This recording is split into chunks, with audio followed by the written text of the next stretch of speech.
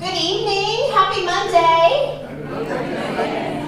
I'm so glad that you are all here. Thank you for your attendance tonight. Thank you for braving the potential weather that we're going to have. Thank you for those of you who are like, March Madness is going to be coming on soon, so I need to be home in time to see who is going to bring home that, that championship. But for those of you who may not know me, I am Tabitha Branham, and I am so honored and humbled to serve as the interim superintendent here in Richardson ISD. And I really am beyond thrilled for this evening. You'll notice behind me we have 6 of the most important people in the room, and that is 6 of our amazing students who are going to have the opportunity to launch our evening. And we have to remember that as adults, it's been a long time since I've been a student in the classroom.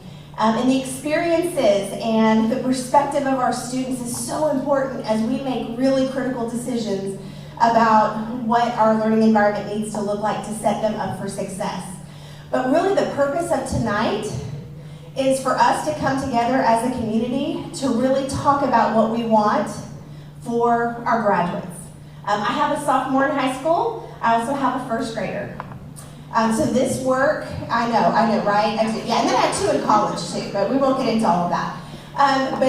This conversation is incredibly personal to me as well. Because ultimately, when both of them walk across that stage and they earn that diploma, I want to have the confidence, and I know you want to have the confidence that each of our students has the skill sets necessary to be successful in whatever that next step is. Whether it is entering into the military or a 4-year college or a 2-year or a trade vocational program, or maybe they need to go directly into the career force first. Whatever that is, we want to know that they know how to navigate that future and that they can be successful. And I believe that if I was to ask, we have 37,517 students enrolled in RISD, and I believe if I was to ask all 37,000 sets of parents or guardians what it should look like, what success and what success for our graduates would look like, I might get 37,000 different answers. And so as a system, we want input from our entire community around what are those things that are most important. And then how do we take that graduate profile and this fall hand it off to our strategic planning team, who will then look at our programs, our supports, our services, and make decisions about what are those programs that we no longer need to do because they don't align with what the community said they want for our graduates. Or what are the things that we need to pour in and even invest heavily in because that is a direct alignment? Or what are those things that maybe we need to think about differently? And it would be very easy for us to do that by ourselves. But we don't want to do that. Our schools are our schools. They're not my schools. They are our schools. They are the community schools. So we very much appreciate you being here this evening and having your voice heard and being a part of the process. Please let your friends and your neighbors know if they were unable to be at this afternoon session, which this afternoon there was not an empty seat in this house. But if they cannot be here, there are going to be lots of other opportunities for people to be a part of this process. So this is not, if you miss this one, you're out. No, there's going to be a lot of other opportunities. I want to recognize some very important people in the room. Dr. Heller in Strategy and Engagement, thank you so much for being here and setting up today's event. This would not be possible without their efforts, so thank you.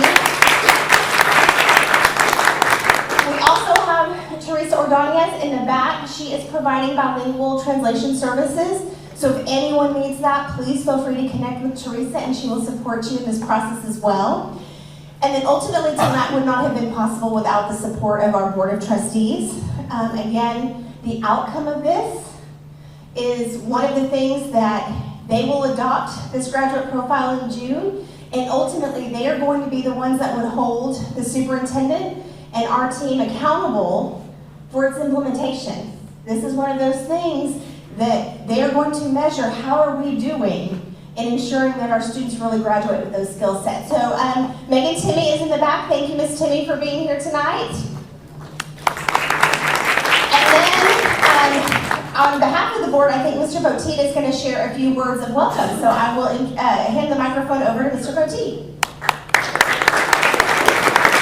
Thank Ms. Brandon. I don't have a lot to add to this, but I just want to say thank you for all for participating. Between this and this afternoon's crowd, I think this is great. This is what we're trying to get, a lot more of this interaction and some of the input from all the stakeholders within the community. To her point, this helps us. One of our missions as a board is to scope our mission and vision going forward, and this really helps us kind of fine-tune what that destination is we're trying to get to. So that's critical, this input that we get. The other thing I would say also is, we're really strategic as a district and thinking out far. And this really helps us in not only just our strategic planning coming up, but again, with that destination, we can kind of craft how do we get from here to there based on defining where there is. The only other thing I would add is, we've done these before. I think we did one 7-8 years ago, a graduate profile. As any of you, all of you know, what success is as a student changes. And I think there have been an opportunity and a need for a lot of change over the last couple of years with COVID and some of how businesses are run, how college is being looked at and 4-year degrees and 2-year degrees and working directly with industry right out of high school. So a lot of that changes. So I think this is an opportunity to kind of look at that and how does that impact what that destination looks like for all the graduates that we're going to have here. So I appreciate y'all being a part of this, and tell your friends, and even though they won't be able to participate after this in this forum, I think we're going to have this publicly. It's being videoed? Yeah, it's videoed, so we'll have it for review so people can look at it. So appreciate y'all coming. Thank you, Mr. Boteet. So again, on behalf of the entire district, we thank you. We thank you for your support. And really, you're here to listen to our amazing kids, and we so appreciate the facilitation, the partnership with Engage to Learn. So I'm going to turn it over to our wonderful presenters. All right, thank you all. We are going to jump right into it. Dr. Terry Dean is over here to my right. She's going to help with the room and passing the microphone when we have opportunities to talk. If there's a need, please wave your hand, and she can definitely help. I'm Dr. Cross, and I will be the facilitator, just taking you through this process this evening. So our mission at Engage, we are all about the public schools and ensuring that's the first choice. So we're here as your collaborative partner. We're not here to tell you how to do things. We're just here to support you in the thinking about that work and then also capturing your thoughts related to what you want to do. If you would, at your table, take a moment to just introduce yourself and what your expectations, like why did you take time out of your evening to come? So what are your expectations for this evening? And then if you have kids in the district, how many kids you have in the district? So you'll just have a moment to do that. When I'm ready to get your attention, you'll see me raise my hand and you'll hear me start talking, and we'll just come back together. So if you're not sitting with someone, make sure you're at a table. We'll be doing a lot of talking, so you'll need at least one table mate. So go ahead and get started on introducing yourself and sharing this information. Thank you for introducing yourselves. Some of our teams or two are just waiting patiently, and I thank you. We have a few teams that are a little bit larger. We are going to go over just a few norms that we have. There's a list there, and so we just want to make sure you have the opportunity to remain engaged in this process. So again, there'll be opportunities for you to talk. There'll be opportunities for you to think, so we'll have moments of silence. But we want you to focus on the learners. And so we're going to begin everything listening to a student panel before we dig into this work. But continue to dream big, take care of you. We also have tweet breaks listed. So if you're on Twitter, some people just are on Twitter and they watch. Some people participate and you tweet. So if you decide you'd like to tweet something out, we do have those handles up there and also the hashtag. But we will get started with a brief look at our agenda. So we're going to go through all of that process. Within this time, you will not have to stay here late. So we'll get through all those pieces in our time together. And it really is about hearing the student panel, and then on the other pieces, you all will have the opportunity to provide input, and I'll talk to you about how we'll capture that. So the guiding principles for E2L, these are all the pieces that are important to us. If you notice, it starts at the top with students and just going through the process, again, making sure things stay aligned. And then bottom piece says actionable. So this is an opportunity where we're coming together not just to talk for the sake of talking, but actually capturing this information along with the other stakeholders that will be participating through survey or focus groups, and then moving that into action with your graduate profile. So backwards in design, if you heard of Stephen Covey, he talks about how it's so important to begin with the end in mind.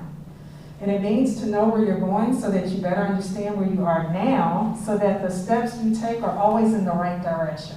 So that's why it's important to begin where you're starting now, hearing from your students, from there collecting the community input, then from there taking that information, and you'll have teams that will be working on getting your graduate profile that will be presented before the board. So again, identify desired results, and it all ends up in planning the learning experiences. So all of this work should be connected. This is the big picture. So we're here in Engage. This is the second summit, the last summit for today, so thank you for being here. Engage also consists of focus groups and an online survey. So the great thing about this is every single person in the district will have the opportunity to let their voice be heard. If they couldn't make it to the summits or they're not a part of the focus groups, the survey. So because you're here, you're leaders in your district, and we will make sure that you have the information. We're going to share the link towards the end. The survey will open up tomorrow. So if you know anyone, and just get the word out there, that's very important to this process. So share with as many folks as you can. Get on their nerves. You may ask the same people more than once, that's fine. But we want the input. And so that would include from students and also adults that can participate. From there, the process is you'll go through design. So with Engage, once the information is collected from the stakeholders, that report is then turned over to the other teams that will be looking at it to then create the information. So it's, again, all connected. So here are 2 quotes. And I won't read both of them to you, but I'll just give you a second to read either one or both.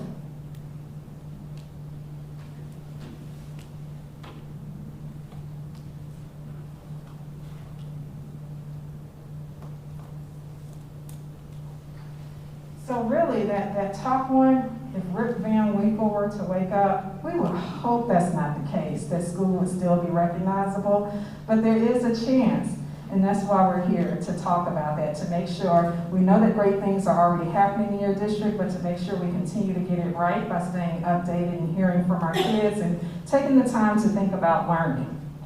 So, here's the best part, the Richardson ISD student panel.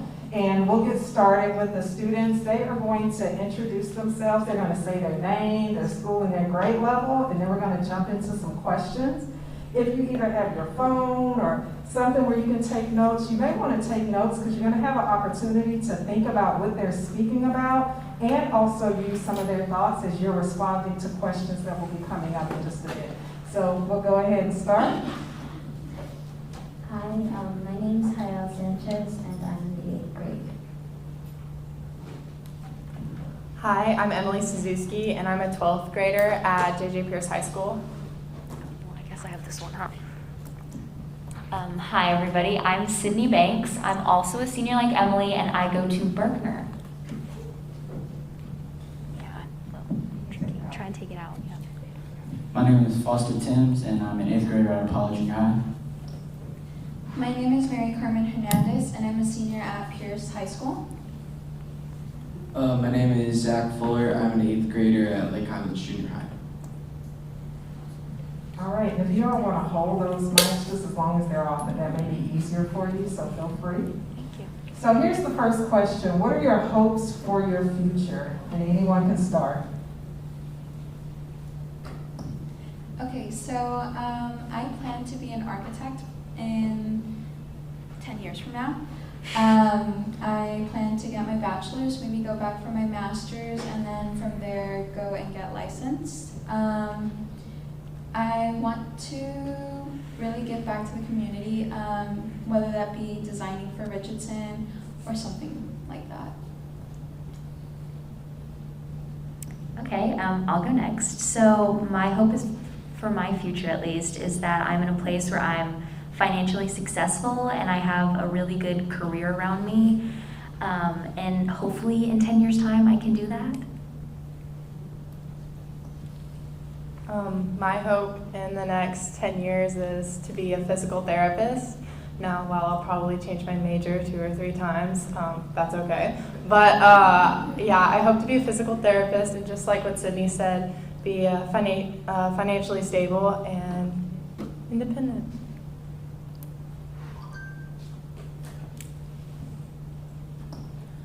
So 10 years in the future, I'd like to go to the Naval Academy for college. Then once I get out of college, be an officer in the Navy and do underwater welding. And then, like everyone else has said, be financially stable. Well, I don't really have my future figured out. So I'm in 8th grade. But I do want to be financially independent, stable, and be able to succeed.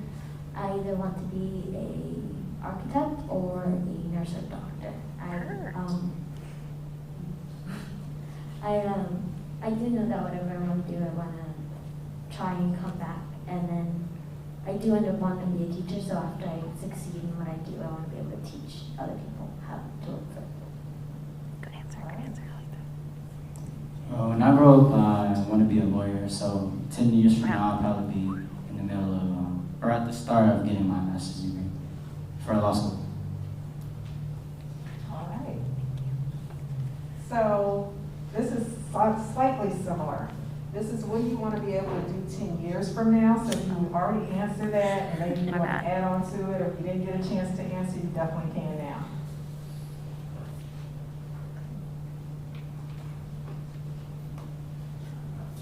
Okay, no one else wants to add? Yeah, they are similar, okay. What are the ways you learn best? And I would like to hear from everyone on this one. Okay, so for me personally, I love to be hands-on, being able to do things myself, right? It's a good way of learning from my mistakes if I obviously mess up. I think visually I learned as well, very well. Being able to see what it is that I need to do, seeing it from someone else who's already an expert would also be really good. Personally, for me, I think I really learn best in an auditory and very visual way. So when I have someone standing in front of the classroom that's kind of taking me through the steps on how to learn something, I can absorb that best. And, taking notes and going over things when I get home or by myself is what really helps cement that knowledge. For me, I'm a visual and hands-on learner, so it's hard for me when people just explain how to do it and they don't show me. So I have to be able to take it step by step to understand the process. And I feel like that's the best way to learn for me, but I also have to consider what other people, how they want to learn as well. So it wouldn't just be me, and I feel like everybody else should have a voice in the way they learn.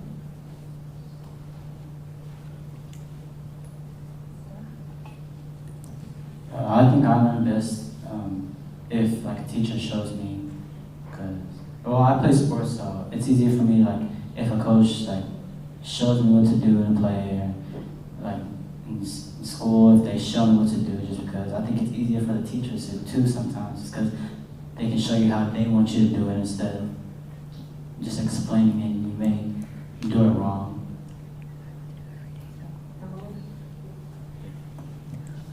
Piggybacking off of what a lot of us have said, I am also a very hands-on visual learner. I think a lot of students, when they're learning new curriculum that they don't necessarily know or know how to do, they really rely on their teacher or someone higher up to set that example for them. So I think like just seeing how they do it sets a good example and makes the student more like, okay, I know how to do this, like I know what I'm doing. So that's how I get the best out of my education.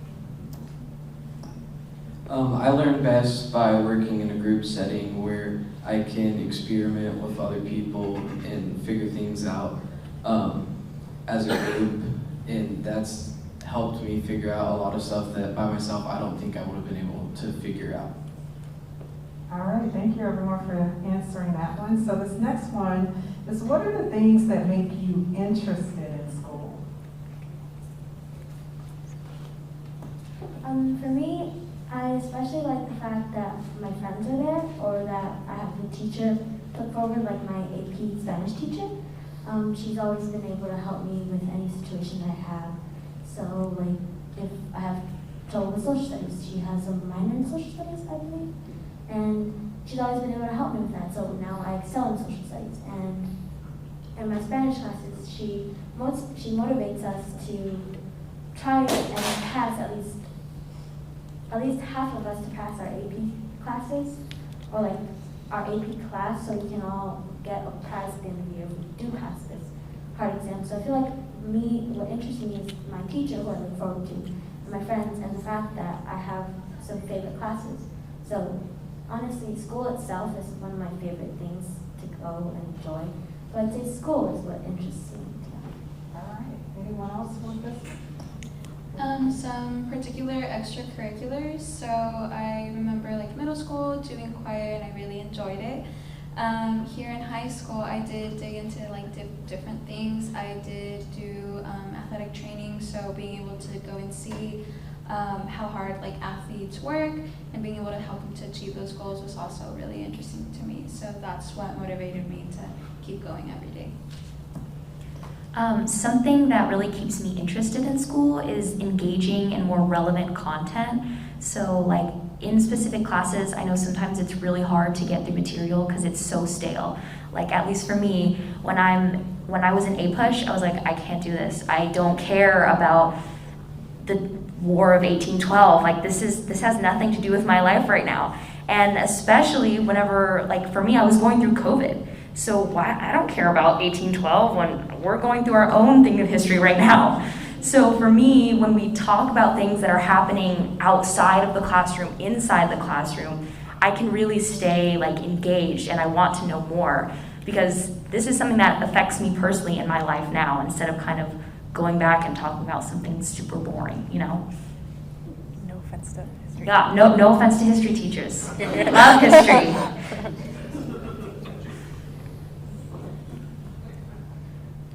Okay, describe what would be happening in the classroom in your ideal school.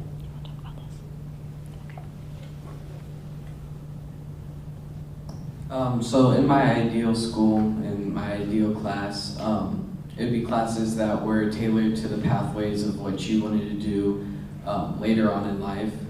And also, bad behavior plays a really big role in how well I'm able to learn. So having good behavior in the class, having a teacher that lets you have fun and lets you explore, but also keeps the class under control. And that would be my ideal class. Well, so my ideal school would be a place where you aren't just like hidden away and like you learn things, but where they also push you out into the real world, where they like let you experience like real life experiences, and not just like, oh, this and this is gonna happen, but like they actually show you what can happen. Like my ideal school would also teach you about how to do taxes, because those are one of the major things that I feel like you should also be learning how to do, or like how everything else would work together, and like they would help you figure out what you want, like Abbott.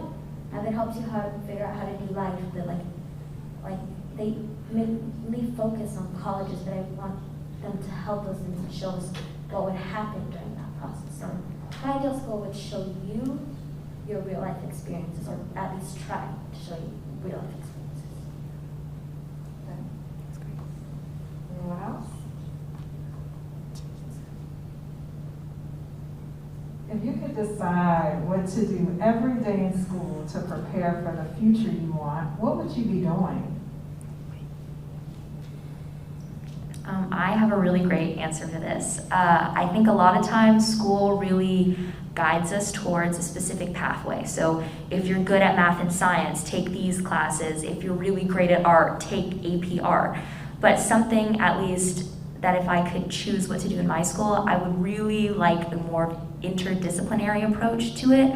I think a lot of times I missed out on taking more art classes and being in a lot of fine arts classes because I was really good at math and I really liked science. So if it was up to me, I would have more intermingling, I guess is the best way.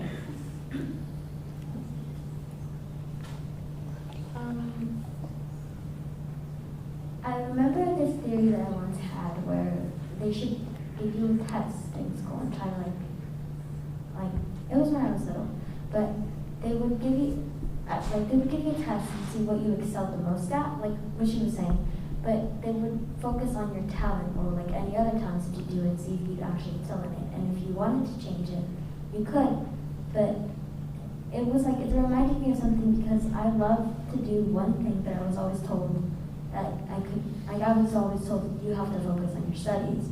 And I understand that, but I feel like they should have helped us more and like helped us outreach in another type of talent. So we can have a backup plan on that talent. Like she said earlier with her ideal classroom setting, I think that every day I probably incorporate different things like about life, because of all the time that we have during school, you can use a lot of that's like advisory. You can use that time to teach you about something that you can use later on in life, rather than just like math formulas or something like that.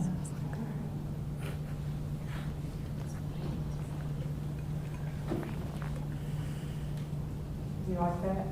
Saw a little cheering going on. Without saying any names, describe the ideal teacher. For me, the ideal teacher would be very enthusiastic and would be very knowledgeable in the thing that they're teaching, right? Sometimes I think right now it's harder to get teachers, right, that are both things, just because there's just like less people wanting to be teachers. But my ideal teacher would be very enthusiastic and also very understanding of me and willing to learn about me and my own life, right? To just know what it is I'm going through as well. My idea of the perfect teacher, or a good teacher, would be, I know sometimes I've had teachers where they try to push their class and making it a priority, and that can get really difficult because all classes become #1 priority, so it gets really difficult. Just having a teacher who really wants to connect with their student, because at a point in time, whether it's elementary school, middle school, or high school, a student will probably have a time where they're at their lowest. And I would say that some of my favorite teachers were the ones who picked me up when I was at my lowest and were able to, were the ones who really pushed me to continue and to get me to the point that I'm at now. So really building connections with your students is humongous, because you don't know what they're going through or what their home life is at all. So, yeah. To kind of piggyback off what Emily was saying, I think my ideal teacher is a listener, not just like a, oh, how's your day listener, but like a, oh, you have a sister, she's turning like 12, how is she doing, kind of listener. A lot of the times, I know teachers have their own personal life. You guys don't like sleep at the school, so it's kind of hard, because teachers are people too, to not get so wrapped up in yourself. And kind of like what Emily was saying, you know, my class is #1, but to me, an ideal teacher is somebody that really listens to you and understands all aspects of your life, school, home, work, and especially as you get older, and you know, like for me, I have a job, like I have family home life responsibilities, I gotta think about college. So a lot of the times, I find that my ideal teacher is just someone who listens to my day-to-day. For me, my ideal teacher would be a combination of basically the best teachers I have in my junior high right now. I feel like my ideal teacher would be somebody who I would trust, like I could trust with them, and it would be like a similar setting to my second period teacher where everyone feels so comfortable around her, and we speak our native language in Spanish, so we feel so comfortable around her that we always just spill out our secrets to her. And so it's just like, she's always just laughing. She knows everything about it. She knows our darkest, deepest things that we've never told anybody.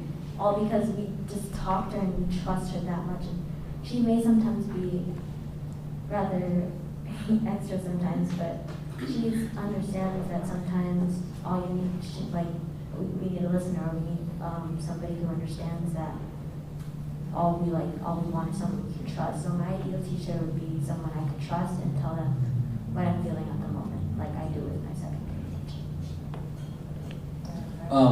My ideal teacher would be a teacher that listens to their students and gives them the opportunity to learn on their own, but at the same time keeps the class under control and keeps the class accountable.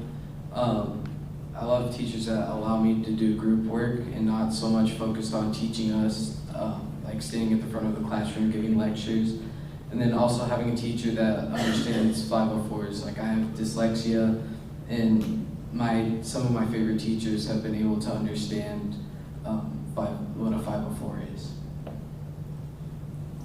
My ideal teacher would be a teacher that's approachable and respectful to their students, but also a teacher that's passionate and really wants to do their job, because it's really important that we learn what we need to learn. And my ideal teacher would not be someone that just wants you to pass their class, get a 70 and go on to the next grade, but someone who really wants to focus on you learning what they're trying to teach you, because it's not always just math and science and reading and ELA. Like things like AVID, those things are really important, and the things that we learn in AVID are really going to help us later on in life. And if we don't really focus and get it, then it's going to be hard for us once we get out into the real world. All right, thank you all. What do teachers need to be doing to help you prepare for the future you want? I think the biggest thing that we heard was that they have to be listeners, right? Understanding and actually care about their students. They would really be asking us these questions and remembering some of it, right? We don't need them to be like our personal, advisors, but we do need them to be our encouragers. I feel like maybe a way teachers can help us is that if they have, like, what he led off of, like, they helped us understand about what we're learning, and it's not just like something that what we're learning in the classroom, but they could have lead on from an example based off of what we're learning, a real life example, or what's happening right now. Like they could be like, oh, well, this happened in this time period, but considering now, this is different. And like they'd help us understand it better and more by using real life experiences. Anyone else before we move on?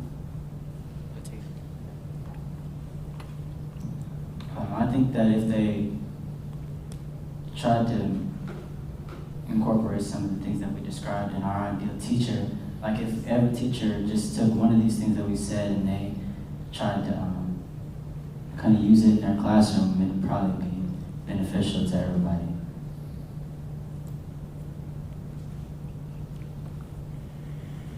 Are there any things about the education system that you would change if you were the superintendent? Okay, so language arts. There are so many packets in language arts, like a lot of packets. And packet over packet over packet. Like my friends and my colleagues in that class, they're always like, we get so many packets. We're like, why are there so many packets? And we're just like, we don't learn anything with packets. It's just it's repetition. We don't want repetition. We want to be engaged, and like in times when we do engage in language arts, it's like the best time ever because everybody listens to our teacher and everybody learns, and it's super fun. And also in my math class, I don't want somebody who just tells me do it this way. I want somebody who tells me, who like helps me understand better in like a better way, like that I can understand math, because I have a hard time with math. Or like it's just like I want to fix the fact that it's always repetition, but never engagement. Like we engage in like school and we engage in our classrooms, but it's always repeating what we've already learned before that, and it's never just something new. Anyone else? You were superintendent, Zach? If I was superintendent, first, I don't know if this is the same at other schools, but at Lake Highlands Junior High, our computers are extremely old and they really don't work that well, and we've had multiple issues with them. So getting new computers for either just Lake Cotton Junior High or the entire district. And then also adding in blue collar and trade jobs, because college isn't the ideal way for everybody after high school. And I feel like that would keep people more interested, as well as there's a really high demand for those jobs because there's not a lot of people going into those, and you need to have apprentices, and there's just nobody interested in doing those things. People don't know they're an option. Something that I would change in the education system is kind of more of a systemic problem, but I would really like the admin and the educators to reflect the student body. So I mean that in a way that's diverse. So kind of like Zach said, people who are your teachers that, oh, well, I was a mechanic before I became a teacher. Or, oh, I went to an HBCU. How can I help you whenever you're looking into your HBCU? Or, you know, just a wide variety of different types of people that can reflect the student body. So at Berkner, we have a really diverse student body, and we have a really diverse admin team that reflects that. And so I think a lot of the times when we talk about students' voices being heard, you can go to a adult in your life, a mentor or a teacher that you can trust, because you can understand that they've had the same background as you, or they share a similar experience as you. And I think that's really important when we kind of go back to ideal teachers, or how we best learn, because ultimately when we're talking about this, we're talking about the people that we are connecting with in the classroom. Anyone else? One slight thing that a student said earlier this morning when we had our first summit, changing the time that we start school, like just making it a little later and then making the time that we end a little later, just because for kids that do sports, that's a little early for them to be getting up at like 6:30, 7 o'clock to be going to school, and then as soon as they get there, they're trying to work out as hard as they possibly can before they go learn for 7 or 8 hours. So I just think that starting it a little later and then ending a little later will give us a little more time to gather ourselves before we come to school. Based off what he said with the athletics, I feel like if I were a superintendent for maybe I would help out more with the athletics program. They always need new equipment, or they never have enough. They don't have the correct things. And based off of my junior high, we don't have enough uniforms for our girls team, or like our locker rooms. Our locker rooms are small for the girls and boys, and I understand that because boys have more people in athletics, and they always have like the bigger gym. But they also have working showers, and girls don't. So it's something that I feel like the athletics program needs to be fixed with that, and so it should be fair for all of it. All right, so here's the last question. So let's say you came back to the district in 10 years. Think about how old you'll be in 10 years. And the changes that you just described have been made. How would you know those changes have been made? So as Sydney said earlier, was the diversity, right? I would like to come back and be able to see maybe more people like me, see that there's maybe more programs, right? Helping students. I would like to see maybe that AVID could be involved added into every student's curriculum, just because it is a very good curriculum that helps literally anyone. Go ahead. I'm gonna be 1,000% honest. Anything could happen in 10 years, and there's no telling what school could look like and what these changes will look like. So it could be that we're completely online, or that we're focusing more on technology pathways. There's just no telling, and there's so much that can happen in 10 years that there's really no way to know what it will look like. So, I mean, hopefully in 10 years we're not having like robot teachers or anything that crazy. But I'm hoping that in 10 years, I know that, society's really advancing, and we're really dependent on technology and really relying on it. And I'm just hoping, and that definitely is very helpful, and I've seen how it helps a classroom a lot, especially when you have kids and teachers who are sick, you know, COVID, just being able to still teach. But I'm hoping that there's still student and teacher engagement and that we don't rely so much on it, but that still exists. I think that is about it. Okay. Anyone else? Final thoughts on this?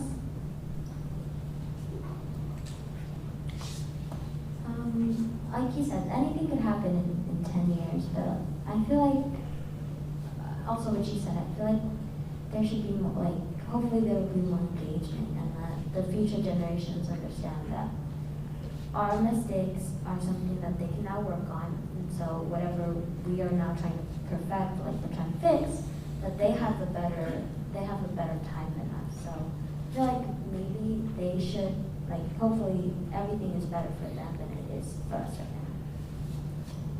All right, that's a great way to end it, and that's why you're here, to help make it better for yourselves or possibly the next group coming behind you. So we want to thank our student panel. Let's give them a round of applause.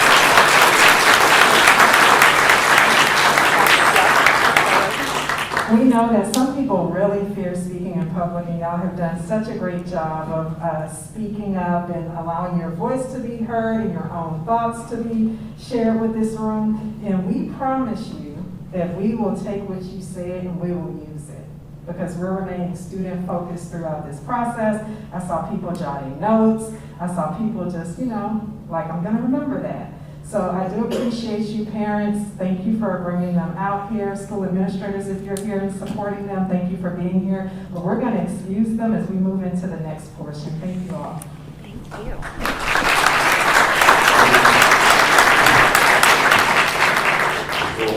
So here's what you all are going to have the opportunity to do, is to think about what they said. But you have a little business to take care of before you get into the conversation. You'll see listed there are team roles. There are 4 team roles.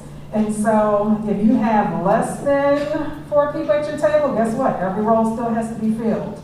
So make sure each person is assigned at least a role. Some of you may have to double up on a role. And then after that, you're going to discuss what really resonated with you. So I'll pay attention to the time. You'll have just a few minutes to pick roles and then discuss this question about what resonated.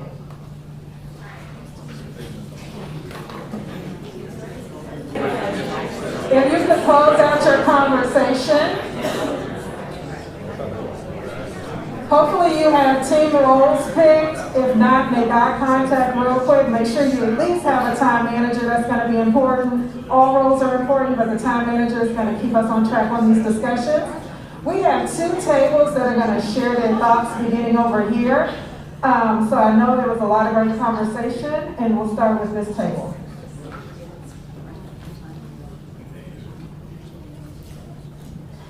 Thank you, Dr. Cross. Ron and I were discussing what resonated with us the most about our student panel, and I was really struck by the different learning styles.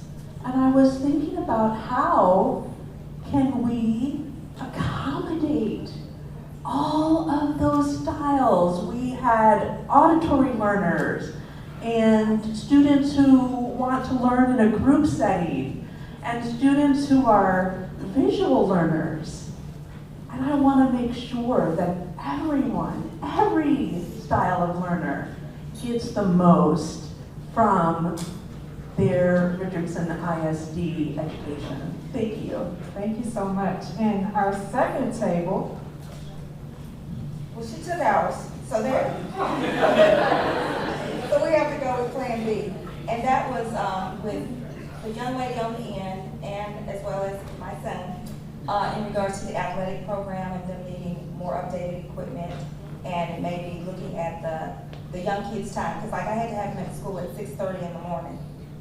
Then they have to work out, like you said, and then go to the classroom. I don't know how he did it, but you know, they're resilient and then get it done. But if there could be some type of consideration given, especially in that middle school spot of their lives, so that maybe some of them drop out before high school of the athletic programs because of that. We don't know, no one asked them, as well as taking up money at the end of the term for replacing equipment for the next term. Maybe we could be thinking about that during the summer months, and they could have it when the school term starts as opposed to later. Thank you for having that plan B. I love that. So again, we know there were lots of great conversations, and as I promised the kids on behalf of the room, we want to keep what they're saying in mind as you get ready to go through some questions. So someone asked me, Crystal, what exactly does the techie have to do? They were a little nervous about accepting that role. Really, this is it. Making sure everyone on your team is able to scan the QR code. Now, I will tell you, you have a table tent. Some of you have flat pieces of paper on your table, and it's the survey. So if you either scan the survey here or up on the screen, then that will take you into the information. I will tell you, don't cheat, don't start. One of the things that was a norm, it says to follow the protocols.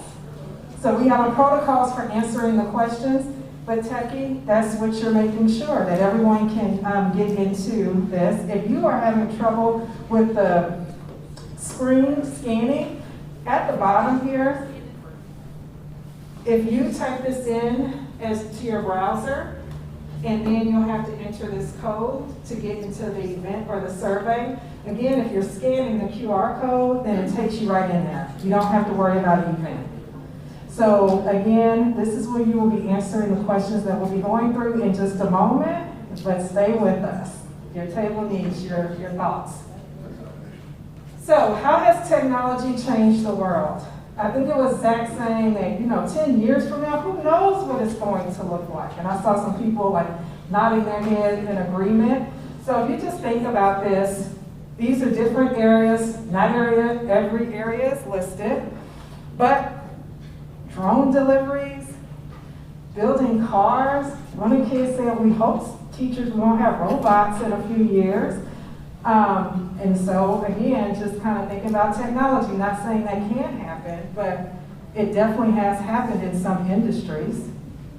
Thinking about architecture, 3D printing, gaming, and the drone and surgical procedures.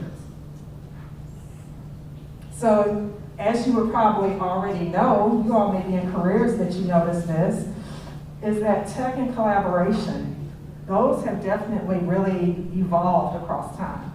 So someone that's not too shy to take a guess in front of the room, what industry do you think this is, if you had to guess? Aviation.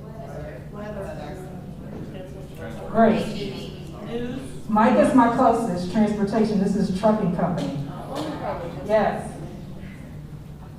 How has technology changed careers? So here are 3 different quotes or stats on how those changes have impacted. Think about the jobs. Some of us were raised to keep the same job all your life. Don't leave. There's things that are changing, you all. Or even the idea, that last one, or the second one about starting businesses. That has been such a boom across time. So jobs created in the last 5 years, there are things up there you may be familiar with, and there may be some things that you've never heard of.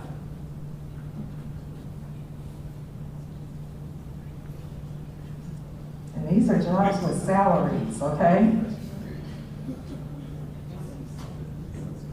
And then what we want to think about is how can we ensure that our students are ready to compete globally, to be a productive citizen, to really, really be able to own and create their own future. So just like thinking in advance, that's what this process is. It's kind of hearing what the student said. One of the norms was to dream big. So as you're going through some of the questions today, I don't want us to get caught up on, we've never done it that way. Or even sometimes, how will that work? Like it's a great idea, but how will it work? So we aren't here to solve the how right now. We're here to determine what you want it to be for your students. So that's part of that dreaming big and capturing that information. So if you're a reader and you want to read a little bit more about the skills needed to thrive, here are 3 books. There are others out here, but here's some books in case any of you are interested in digging into this further. And I'm waiting a moment. I see people taking pictures. So again, you may know of other books. Some of you may have read these books, but wanted to share if you're interested in more knowledge. Top 10 skills employers most want. Take a look at that list.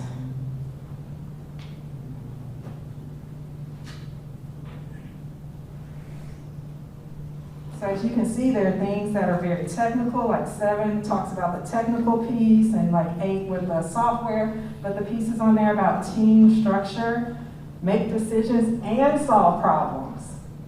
Like Plan B over here. I just told them, y'all getting ready to speak. You know, some people are like, they stole our answer, we're done for today, go to another table. But have that Plan B ready. And then attributes employers seek on candidates' resumes. And look at where those percentages fall.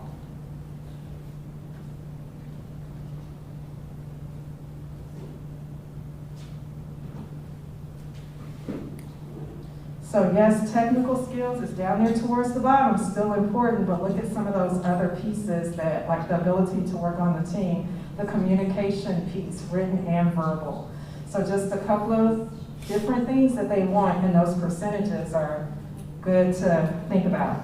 So what skills do they need? There's not one specific thing or skill people have to work for us, but I can tell you why we fire people. Soft skills. The ability to interact and communicate with others or behave ethically and take responsibility for things tends to be where people break down. Okay? Saw a couple of people head nodding. That's a powerful statement because we can sometimes get very caught up on the technical pieces when there are some soft skills that we want people to make sure they have, and they have the opportunity to develop it, whether they have it deeply already or need it. And we would hope that they don't have to get fired to learn that. Or we would hope that they don't have to get a write-up to learn that they have the opportunities to practice that through their schooling. So, we're going to get into the portion where you begin answering questions. What will shape the future of education in the next 20 years? Okay, so time managers, you're up. Time managers, your table is going to have 2 minutes to discuss this and capture your answer. Now, even though you're talking as a table, we need to hear from each person through the survey. So, when you see this screen, I'll leave this up. Remember, you're going to talk about it for a little bit, maybe about 90 seconds, and then capture your answer. You will see on the survey, question number 1 asks you about your role. This has number 2 listed because this is the second question. You will notice it gives you some choices in case you are having a hard time trying to paraphrase. But you all, there's also a place for other, so that you have the opportunity, if something's not on that list that's provided, that you can enter that in. So time managers, you're up, 2 minutes.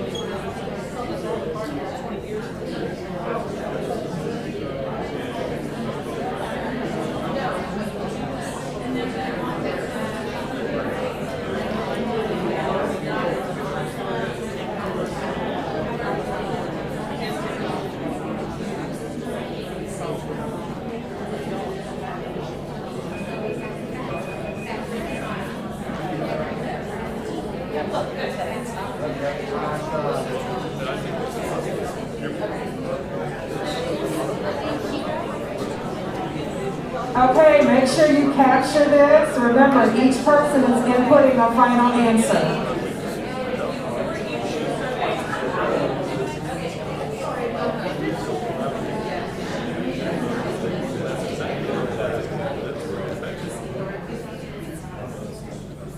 And you're only answering number 2, so make sure you've got that in there.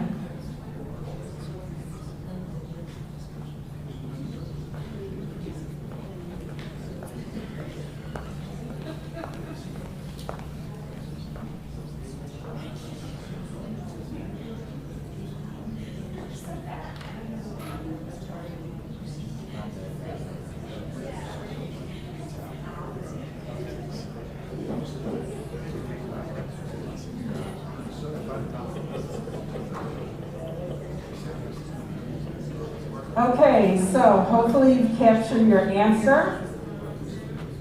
For this next one, number 3, we're going to switch it up a little bit. You're going to have think time first and be able to begin looking at what you want to mark off independently. But what are your highest hopes for your student as a result of their time in school? They spend a lot of time in school, you all. And so all that time, what do you want it to equate for? Time managers, we're going to do 1 minute for your team to think on their own and kind of answer. And then you'll have another 90 seconds. So 1 minute first, and then add 90 seconds to kind of share out at the table. Start now.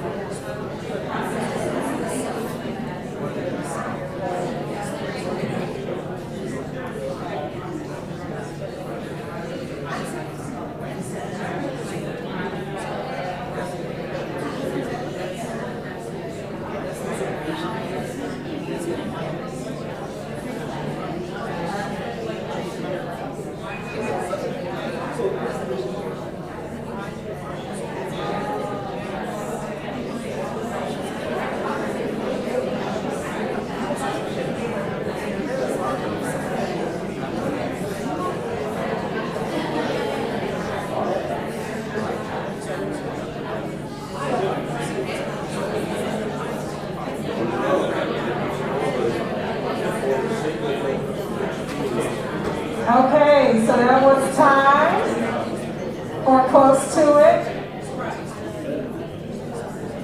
Make sure you have captured your answers individually. That one, we reversed it. So it was table talk or independent thinking time first, table talk second. But some of y'all love your team so much, you had to talk first, and that's okay. Just as long as you got that input in. We have 2 tables that are going to share out.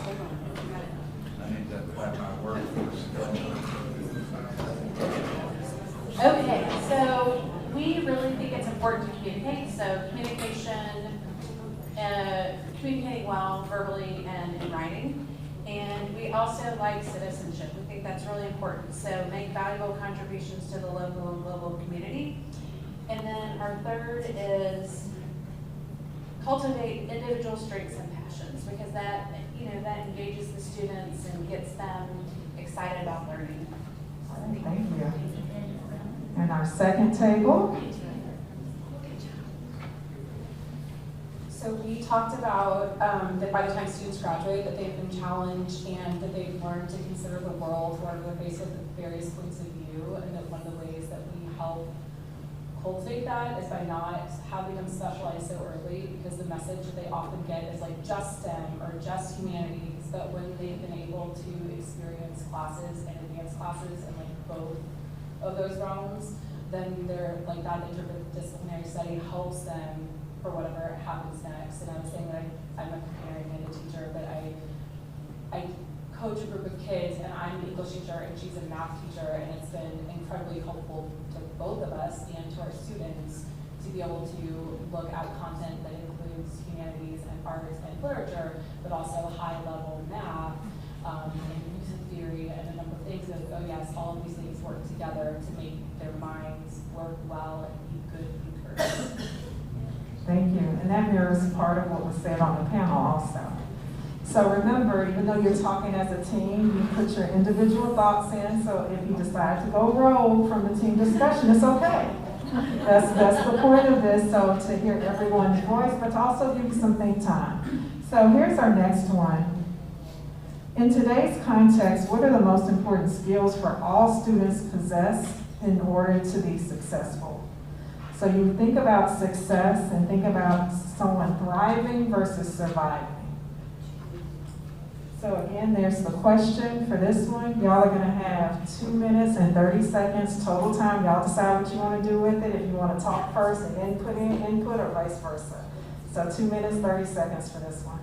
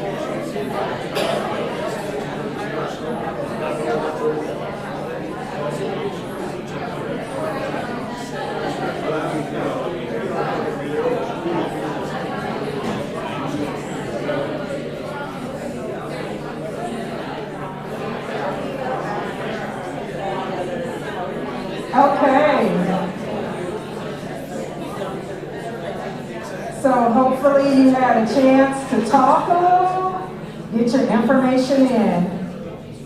And remember to honor everyone's voice. I know I keep saying this, I sound like a broken record maybe. To honor everyone's voice, make sure you're putting your thoughts into the survey. Okay, the ideal learner experience. What ideals will shift education to be more focused on creating a personalized learning experience for students? So there may be certain ideas, again, we have a list, but you don't have to stick to the list. So think about this. Team leaders, raise your hand. Let me see all my team leaders. If you forgot somebody, assume the position of team leader. Okay, team leaders, make sure during this time, there's a balance of time for people to think and time for people to enter in, okay? So time managers, y'all are gonna have 3 minutes to discuss this one and input the information. So 3 minutes to do both, starting now.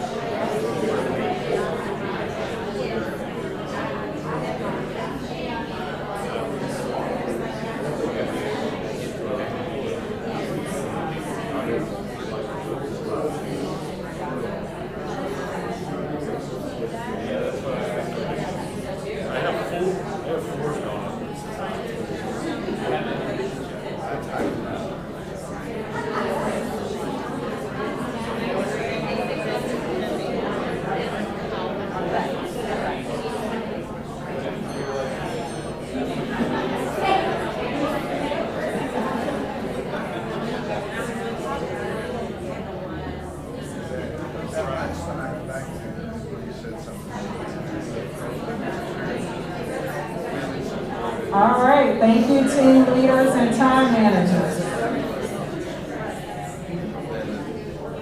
Here's our next question. What are the skills teachers need to prepare learners for their future? Okay? What are the, you all, I forgot to tell you all about something very important I should have mentioned earlier. There's a little blue figure at the top right. If you need something bigger, that's for accessibility. If it's like too small on your phone and you need help seeing a little bit more, I just noticed that when I saw somebody moving their phones. If you need bigger text, that is there. My apologies for not saying that earlier. That was just a little test to make sure y'all were paying attention and talking. So here it is. What are the skills teachers need to prepare learners for their future? We're going to do this one at 90 seconds. No, we'll do 2 minutes. 2 minutes. 2 minutes to talk about this and get it answered.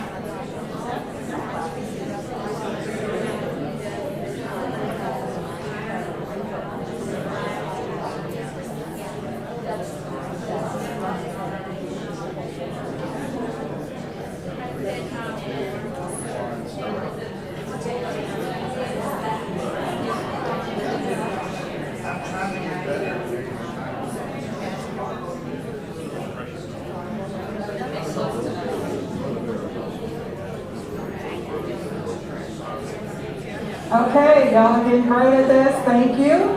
Time managers and team leaders. We have 2 tables that are going to share out on this one. Okay, so we discussed, tell me if there's something I forgot about that. The first part that we discussed is the teachers need to be able to have the ability to understand how each child learns, and everybody learns in different ways, different skill sets that each child may have, and to be able to understand, generally speaking, how to reach out and teach different children, because they've got many in their classrooms. We also said that the teachers need to be able to have technology skill sets, because we believe, our 2-man team, that technology is such a big part of the future that we want every aspect of our teachers and their ability to teach to be tied into some sort of technology. And then thirdly, to piggyback on what this young man said, is that we do want our teachers to be able to have some sort of discipline in the classes, that we have both been in unruly classes and how terrible they can be, versus classrooms that are very well organized and managed well, and we'd like our teachers to be able to have the same skill set. Thank you so much. And we have our second table back there with Dr. Dean. Okay. One of the things that the parents here in this table were saying is that they want the teachers to be able to be patient with the students. Some teachers, they lose control very quickly, and that's, I guess, together with the discipline issue, because they, I guess, they're so tired of, certain time of the year, and they just lose patience for the students. So that's what the parents here were asking for the teachers to be patient. Thank you, and thank you for translating also. We appreciate you and our parents. What actions could support students in reaching the highest hopes you selected? So earlier you thought about these are the highest hopes you have for your students. And so what needs to happen? What actions could support that? So time managers, we're going to do 2 minutes and 30 seconds for you all to discuss and input. Team leaders, you decide what y'all want to do first, if you want to talk first or not. 2 minutes and 30 seconds for this one.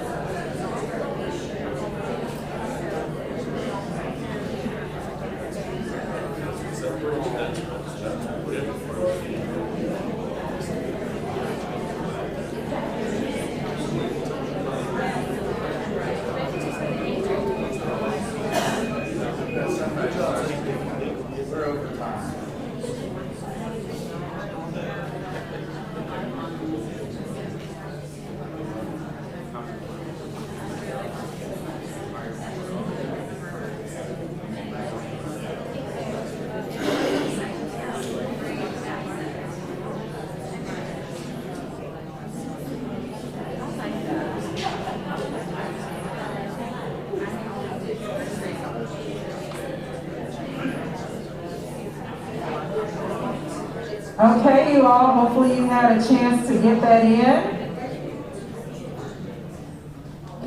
We're going to keep moving to number 8, so you'll get right back into it to support today's learning. How should technology be used or improved? So go ahead for this one. 2 minutes on this one. 2 minutes to capture your answers and talk if you need to.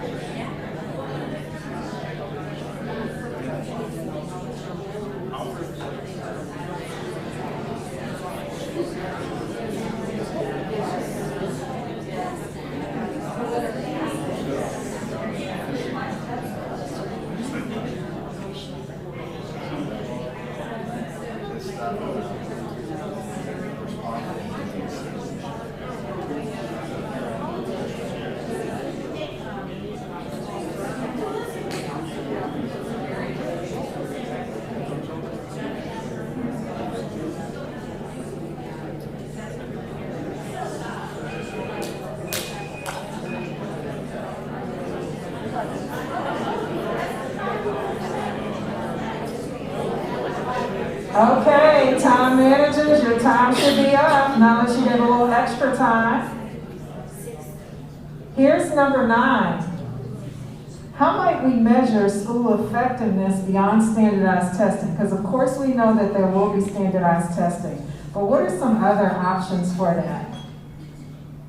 Okay, so with this one, y'all are getting better and better. I'm giving you 90 seconds to get your answer in for this one.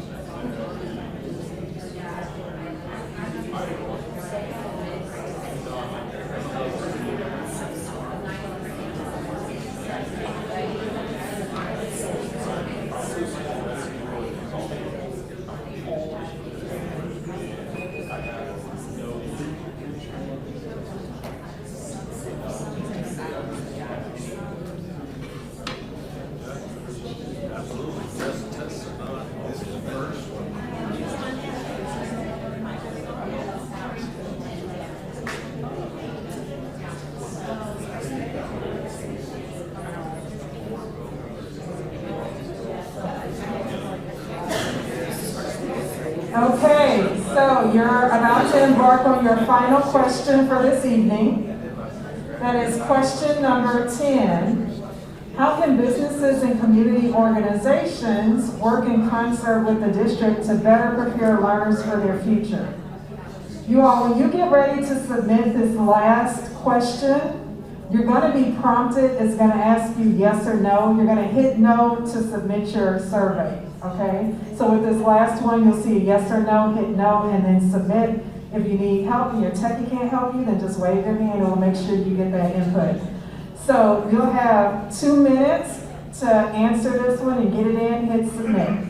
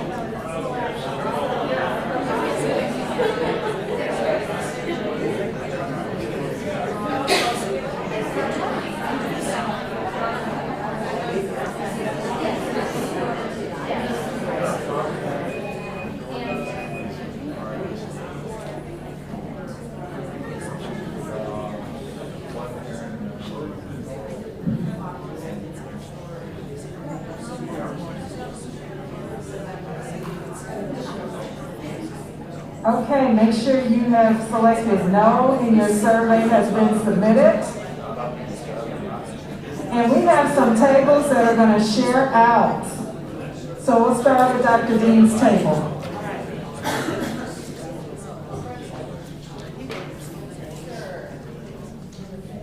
So our team talked about not just collaborating with businesses, but just a community and allowing our community members to help each other.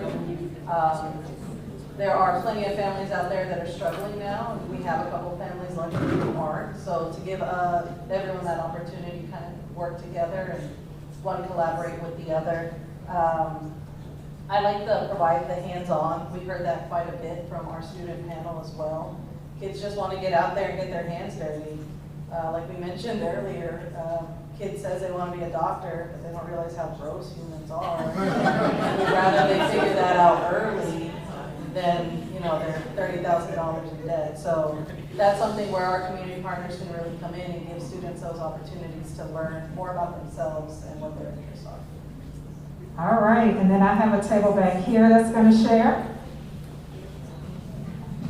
We discussed having businesses and community organizations come and speak with the kids about all of the different opportunities that are out there for their future vocation, and describing to the kids to help them understand that there's a wide range of ways to make livings. And I believe that if you have doctors, like you were talking about, coming in and telling students that people are kind of gross and disgusting, they might shy away from that. Also, if let's say how many times have your kids asked about what an air traffic controller does? That's not taught in school. They get the math, they get the biology, whatever. They probably know what their parents and their relatives do, but there's a wide range of businesses and community organizations here that could explain to kids that there's a wide range of locations in the world. So. All right, thank you so much. And Dr. Dean has one more table to close us out. We talked about a lot of the same things that other tables did, but one thing that we thought is a challenge for classrooms and teachers from the get-go is just the class sizes. It's really hard. Almost all the students said up there on the student panel that that connection with teachers is something they crave so much, and we know that the class sizes is just a big challenge for the teachers. So when we saw the option of having volunteers in the classroom, that may bridge that gap a little bit and having just a little more personal connection with the students. Since we know that it may be hard to shrink class sizes across the district. So we thought that was good. And then what other people said about partnering with companies and organizations and giving kids real world problems to help solve. They do that at the college level, and I think our kids in our district are capable of fresh ideas and new perspectives, and we think that would be great also. All right, thank you. So thank you to all of you that shared at your tables, submitted your surveys. I'm going to talk to you about what's next. So participate. You can give yourself a round of applause because you participated in the summit. And we thank you. But your work is not done yet. I have a charge for each one of you all. The survey comes out tomorrow. You're going to see the link for the survey before you leave. I'm going to give you the opportunity if you want to take a screenshot, if you want to jot it down, because I want you to spread the word. Yes, you did your part. If you could tell a few more people, send out text messages, emails, whatever you need to do, because we want to get community input. And the survey opens tomorrow and closes on April 18th. So it's just very important that you have that opportunity to share the information. And there it is. That is the bit.ly. If they type that into the search, that will take them to the survey like you completed tonight. Or if you weren't able to complete it because you were so caught up in your team and enjoying your new friends, you can complete that. So remember, it opens tomorrow and closes on April 18th.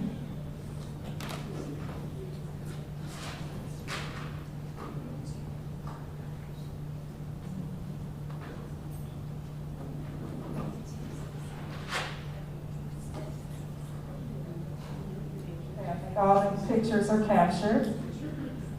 So here are next steps, y'all. This is a very tight timeline in regards to, you have all this input, you have the summit, you'll have the survey, there will be focus groups. And so those are groups that are similarly grouped, so there may be a student focus group or a teacher focus group. Well, they'll answer the same questions. And the design team, create team, they'll take all of this input because they'll get an engagement report based on all the pieces from the summit, the surveys, the focus groups. They're going to use that information to help put together the profile pieces.